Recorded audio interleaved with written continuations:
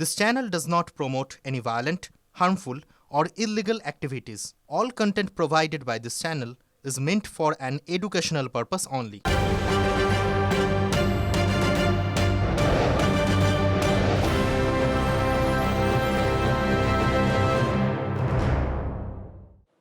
টিভি9 বাংলা স্বাগত আপনাদের সঙ্গে রয়েছে আমি শর্মিষ্ঠা। সবার প্রথমে যে খবরের দিকে নজর রাখতে হবে, জ্ঞানেশ কুমারের বিরুদ্ধে ইমপিচমেন্ট প্রস্তাব আনছে তৃণমূল কংগ্রেস। আগামীকাল সংসদে অপসারণের নোটিশ দেবে বিরোধীরা। এখনো পর্যন্ত লোকসভার 130 জন সাংসদ, রাজ্যসভার 63 জন সাংসদ সই করেছেন। নোটিশ জমা পড়ার পর লোকসভা স্পিকার এবং রাজ্যসভার চেয়ারম্যান নোটিশের ভবিষ্যৎ নির্ধারণ করবেন। আমার সঙ্গে রয়েছেন আমাদের সহকর্মী সৌরভ গুহ। সৌরভ, এই বিষয়টা আগে থেকেই জানা ছিল যে ইমপিচমেন্ট প্রস্তাব আনা হচ্ছে, কিন্তু এতগুলো সাংসদের সই ইতিমধ্যে রয়েছে। আমি যদি একটুখানি টেকনিক্যাল বিষয়টা তোমার কাছে জানার চেষ্টা করি যে কতজন সাংসদের সই করার দরকার এবং এই যে ইমপিচমেন্ট প্রস্তাব আনা হচ্ছে তার ভবিষ্যৎ কি?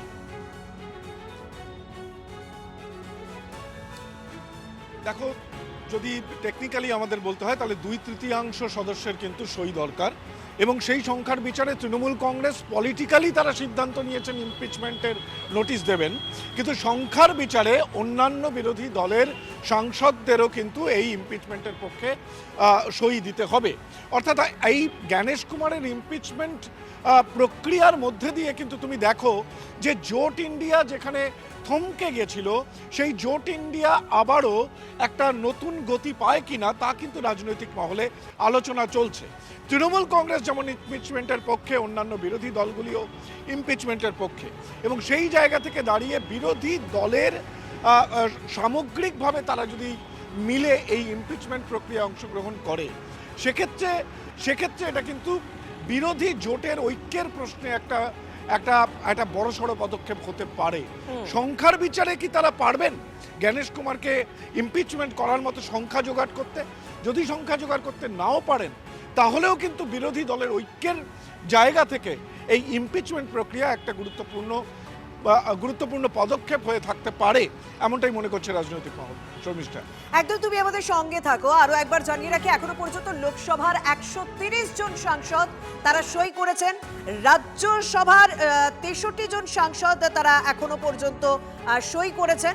সেই বিষয়টা এখনো পর্যন্ত জানা যাচ্ছে। নোটিশ জমা পড়ার পর লোকসভার স্পিকার এবং রাজ্যসভার চেয়ারম্যান নোটিশের ভবিষ্যৎ নির্ধারণ করবেন। এখনো পর্যন্ত সেই খবর রয়েছে।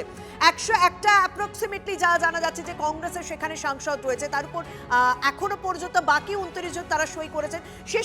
শেষ পর্যন্ত 2/3 সই সংগ্রহ করতে পারে কিনা তৃণমূল কংগ্রেস, সেদিকে অবশ্যই নজর থাকছে। আমাদের সঙ্গে রয়েছেন বিজেপি নেতা জগন্নাথ চট্টোপাধ্যায়। জগন্নাথ বাবু, আপনারা এই বিষয়টাকে কিভাবে ব্যাখ্যা করবেন? কারণ যদিও টেকনিক্যালি বলা হোক 2/3 সই প্রয়োজন, এখনো পর্যন্ত কিন্তু 130 জন সাংসদ সই করে দিয়েছেন।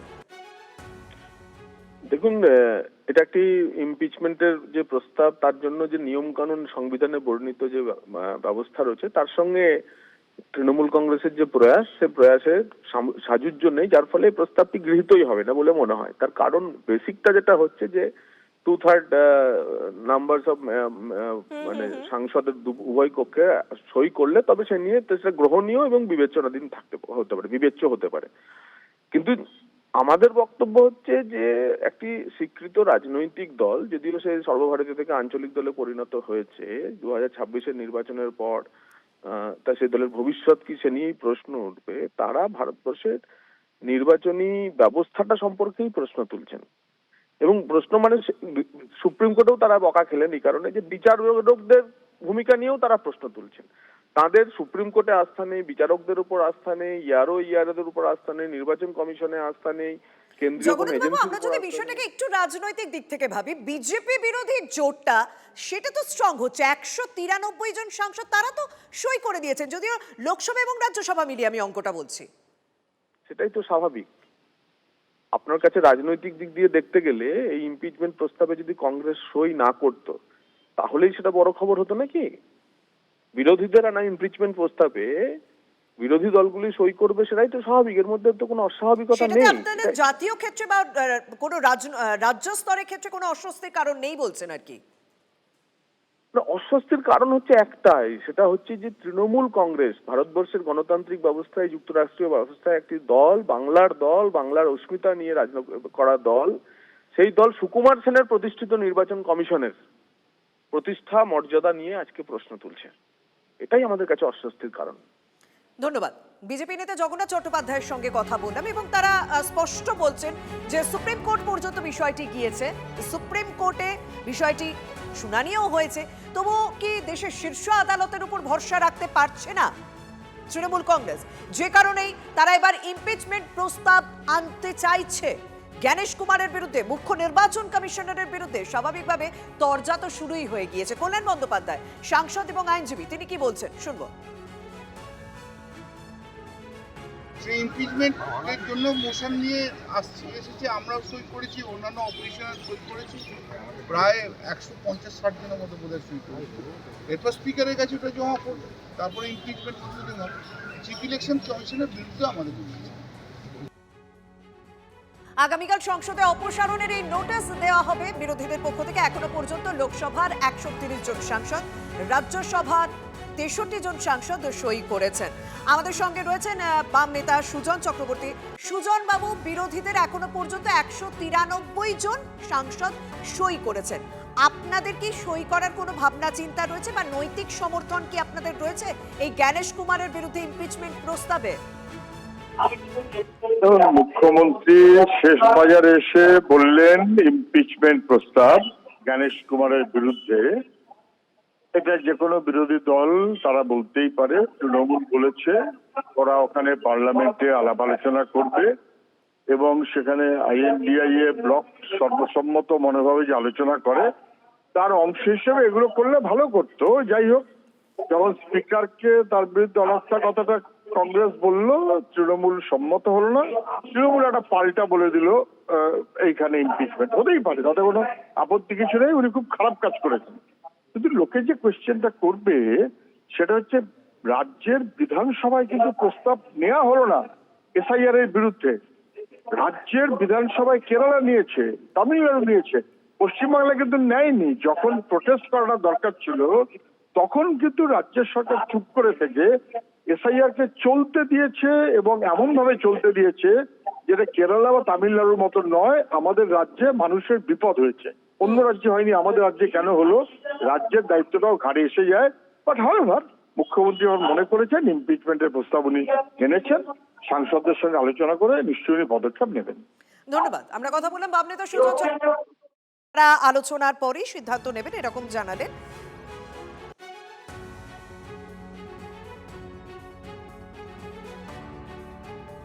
বিধানসভা ভোটে পুলিশ পর্যবেক্ষকের জোর নির্বাচন কমিশনের। 21 থেকে 2-3 গুণ বেশি আসবে পুলিশ পর্যবেক্ষক।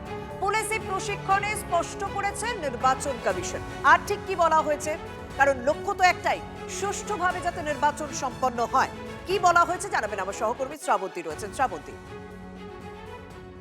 দেখো শর্মিষ্ঠা, জ্ঞানেশ কুমার যখন রাজ্যে এসেছিলেন তখন তিনি একাধিক বৈঠকে বারবার এটা স্পষ্ট করেছিলেন যে অন্যবারের নির্বাচনের তুলনায় এবারের নির্বাচন অনেকটাই আলাদা হবে। এখানে হিংসামুক্ত নির্বাচন করার জন্য কমিশন সর্বপ্রকারে চেষ্টা করবে।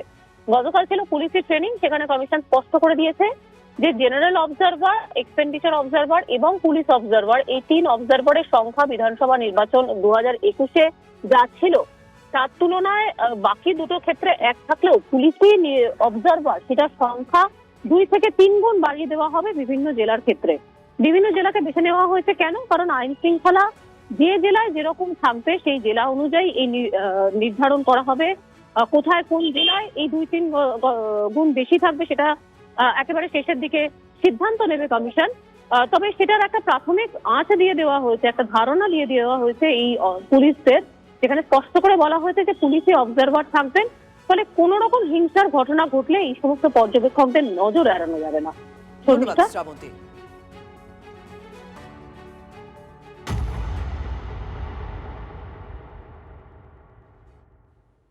এবার একটু আন্তর্জাতিক খবরের দিকে নজর রাখা যাক, কারণ হরমুজ প্রণালীতে যে সমস্যা, সেই সমস্যায় ভারতের কি কোনো রকম জয় হলো? কারণ ইতিমধ্যেই তো জাহাজ চলে এসেছে মুম্বাইকে। হরমুজ প্রণালীতে ভারতের বড়সড় কূটনৈতিক জয়। ইরানের বিদেশ মন্ত্রীর সঙ্গে বৈঠকের বড় সুফল তুলেছে ভারত। অন্যান্য জাহাজ আটকে রয়েছে, কিন্তু ভারতের জাহাজে ছাড় তেহরানে। জাহাজে ভারতের পতাকা থাকলেই হরমুজে ছাড়, জানিয়ে দিল ইরান। ভারতের তেলের ট্যাঙ্কারকে হরমুজ পার করতে সবুজ সংকেত। নির্বিঘ্নে পেরোচ্ছে ভারতের ট্যাঙ্কার পুষ্পক পরিমল। মঙ্গলবারই ইরানের বিদেশমন্ত্রী আরাঘাচির সঙ্গে কথা হয় জয়শঙ্করের। বৈঠকে হরমুজে জাহাজ চলাচলে ছাড়পত্র আদায় ভারতের। খবর সূত্রে ভারতের ট্যাঙ্কারকে ছাড় চাপ বাড়িয়েছে আমেরিকা এবং ইসরায়েল।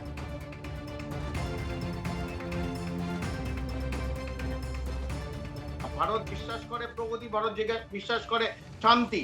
সেই জায়গা থেকে ভারতের বিদেশমন্ত্রী এবং ইরানের বিদেশমন্ত্রী কথা বলেছে এবং আমরা দেখেছি ইতিমধ্যে তার ফলস্বরূপ দুটো জাহাজ মুম্বাই ডকে ইতিমধ্যে এসছে এবং সাথে সাথে আমরা যদি দেখি মার্কিন যুক্তরাষ্ট্র সেই জায়গায় কিন্তু তেলের একটা সংকট করেছে। তাদের নাগরিকরা কিন্তু পেট্রোল পাম্পে এবং তার গ্যাস স্টেশনে কিন্তু লাইন দিয়েছে এবং বিগত 12 দিনের মধ্যে $1 বেড়ে গেছে তাদের গ্যাসের দাম। ইরানের সঙ্গে কিন্তু আমাদের লং টার্ম পার্টনার, সাবাবার পোর্টে আমাদের হিউজ ইনভেস্টমেন্ট ইরানের পক্ষে এবং ইরান আমাদের দীর্ঘদিনের ট্রেড পার্টনার। তো এটা নতুন, তো ভারত নিউট্রালিটির মধ্যে দিয়েই করছে। রাশিয়ার থেকেও তেল আসবে, সেটা ইউএস ছাড় দেবে কি না দেবে এটা ইম্যাটেরিয়াল। এই অঞ্চলটা অত্যন্ত গুরুত্বপূর্ণ, তার কারণটা হচ্ছে প্রচুর ব্যারেল তেল প্রতিদিন ভারতবর্ষে আসে এই অঞ্চল দিয়ে এবং এটা যদি বন্ধ হয়ে যায় তাহলে কিন্তু আগামী দিনে তেলের যে সংকট, বিশেষ করে তেল, ন্যাচারাল গ্যাস, এটা যে সংকট সেটা কিন্তু ভারতবর্ষে বাড়বে। এবং ইরান আমাদের বন্ধুরাষ্ট্র, আমাদের চাবাহার পোর্ট ইরানে আছে এবং আমাদের একটা ইনভেস্টমেন্টও ইরানে আছে। সেই প্রেক্ষিতে আমরা আশা করব যে ভারত এবং ইরানের যে সম্পর্ক, বাণিজ্যিক সম্পর্ক, সেটা যেন এই পরিস্থিতিতেও অটুট থাকে। ইরানে আটকে পড়া ভারতীয়দের উদ্ধার করতে তৎপর দিল্লি। বিদেশ মন্ত্রক জানিয়েছে ইরানে 9000 ভারতীয় আছেন, তাদের কেউ ভারতে ফিরতে চাইলে দূতাবাসে যোগাযোগ করতে। বিদেশ মন্ত্রকের তরফে সেটাই জানানো হয়েছে, যদি কেউ এখনো পর্যন্ত আটকেও থাকেন তারা যেন দূতাবাসে যোগাযোগ করেন। पिछले कुछ दिनों में विदेश मंत्री और ईरान के विदेश मंत्री के बीच 3 बार बातचीत हुई है।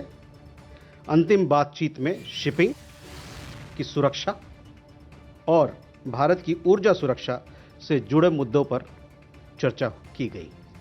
इसके अलावा अभी मेरे कुछ भी कहना जल्दबाजी होगा।